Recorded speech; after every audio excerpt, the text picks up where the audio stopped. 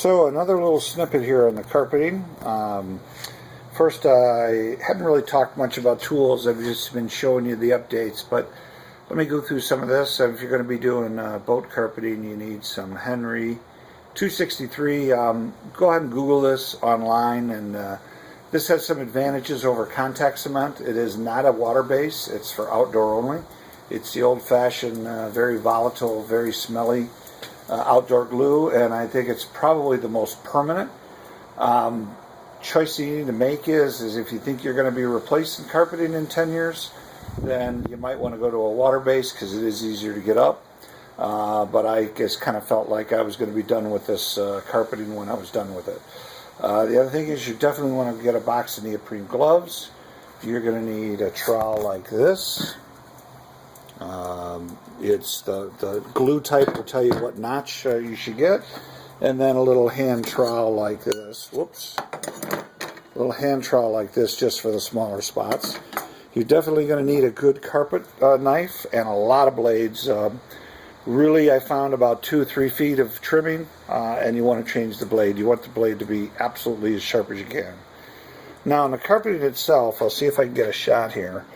There's really 3 types. This is the 24 ounce, this is the 20, and this is the 16. This I ended up putting on the floor, and I ended up, and even though this is black, this is what I was originally going to do, but I pulled it out, was I was going to do black on the side. And but notice this is really pretty pliable even though it's thick. So I've got 24 ounce on the floor, and I've got 20 ounce on the sides, and I did not go with the 16 ounce. Honestly, if I was to do it again, I may just go 20 ounce all over. This is mostly for pontoons, 24. I think 20 is used more for bass boats, but I don't like the pliability of this. It's a little stiffer, and again, I don't know if you can see it, but this is really soft. So I will need to trim around all my cabinets or doors, hatches. So that's just an outside view. I've gone through almost 2 gallons. I went out and got another 3rd gallon because I've got the sides to do. I probably would have gotten away with 2, but I had to start all over on one section. So here's what I did here. I'll show you the inside. I actually carpeted up to the edge, left about 2 inches overlapping. That was a little hard to do. If you could measure it out to where you only got about 2 inches on each side, that's probably the best way to do it. And then I took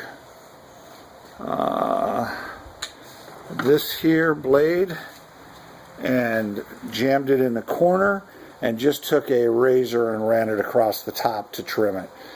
You want to get in and try to not scrape the wood. You want to go, if you can, underneath the wood.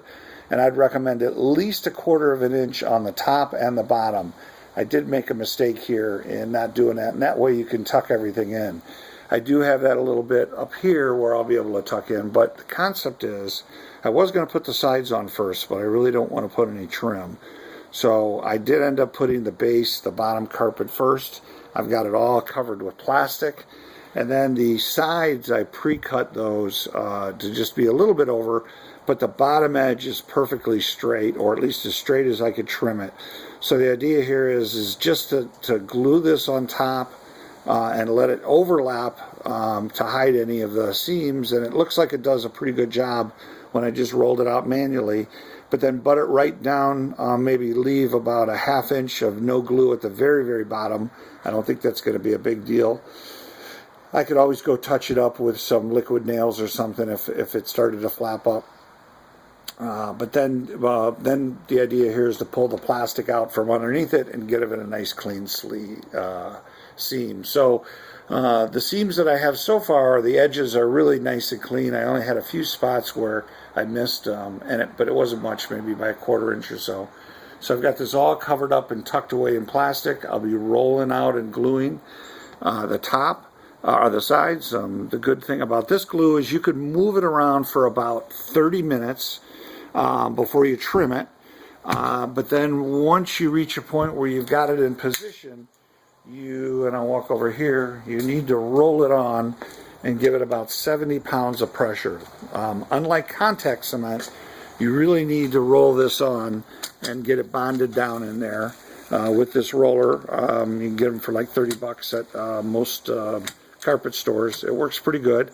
And the idea is once you've bonded it down, you're not supposed to pull it up afterwards. Now this glue takes a few days to dry. And again, it's not like contact cement. Again, if you go on that website and look at the test that one of the guys did on tinboats.com, he actually soaked this stuff for 5 days and it didn't come loose. So it will be a real bear to pull it up, but I don't plan on it. I want to keep it as clean as I can. Even though this is not an official bass boat, not an official walleye boat, if I have this thing in the rain, I will definitely be pulling it in the garage and running a dehumidifier and really drying it out well and cleaning it up before I go to use it again. I do not really want to have to replace this carpeting again in my lifetime, but then again, I don't fish that much. So if I was to fish a lot, I would probably go with at least a vinyl floor. That way you can just wash it down and you don't have to worry about the carpeting. So I'll go ahead and get this posted and probably trim it up with some other ones to put together a video, but that's where we're at on the carpeting. You just got to take your time. It takes, like everything else, a lot longer than you think, and you'll be pretty happy with the results. Oh, by the way, when you do put this in, you'll find that you won't even want to walk with your shoes on it. You'll be only socks only, and I doubt I'll allow any cigar smoking in this boat. That's it for now. Alright, so I got the sidewall carpeting done. It went in pretty much as expected. The seams overlaying the bottom carpeting seemed to really work out well. You really got to take your time. I kind of trimmed and glued at the same time. I glue about, lay down the adhesive for about 2 or 3 feet, then I'd roll it over, make sure it's fitted all nice, and then trim it up both on the top, bottom, and the top before I continued on. You definitely want to roll out a few extra feet before you trim, so you just make sure you're not starting to ride up or ride down. So that whole side piece is one full piece of carpeting, just like the bottom is all one full sheet. I will have to cut out the hatches, and I've got extra carpeting for that. So now I'm going to be starting to put in my accessories. I'm going to start with the speakers first because I actually got a little more fabrication to do. I've got to build out a little ring, or make a little ring to build that out. I don't have enough depth there. So the fun continues, and I'll give you an update here in a little bit. So I've got all my holes cut out where my panels and electronics are going to go. A little light adjustment there. Floors, and a little trick in drilling holes. I guess you reverse the drill backwards. I'm going to be testing that out a little bit. And let's see, I'll get around here. Just when you think you're kind of making some headway and you're down towards the end, you look at a pile of stuff like this that you have to install and realize that got a lot more to go. So anyways, I'll get all this stuff installed today and try to carpet my boat hatches tonight or tomorrow, and I'm hoping to wrap her up pretty much. Alright, made a lot of progress. I took a few days off of work. I've got the carpet in, as you can see, on the sides. I've got most of the plastics in. These are 2 storage compartments, actually with a little, whoops, wrong switch, with some LEDs in them. I've got my carpeting trimmed up front, and waiting for that to dry. Just to let you know, I use this, whoops, 3M Super 88 adhesive for the edges. I did not need to staple or nail. It is really strong stuff. Let's see, I'll give you another shot. I'm actually conditioning my batteries. If you recall, I had a 3-bank charger in there, which means it'll charge all 3 batteries at once.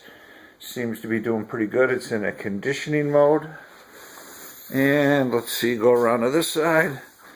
And let's see, I got the 2 storage compartments in there. Vent, of course.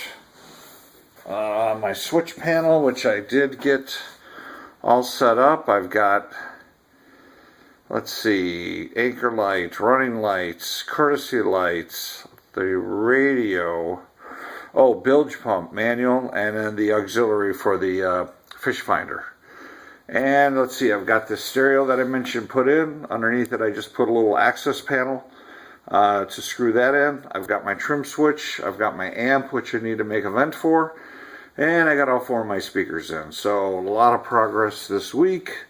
I do have to go back to work tomorrow, but I'm going to be working on it all week because I will really have to get this wrapped up. So looks really good, and I'll check in with you when I get done with the covers and some of the final things.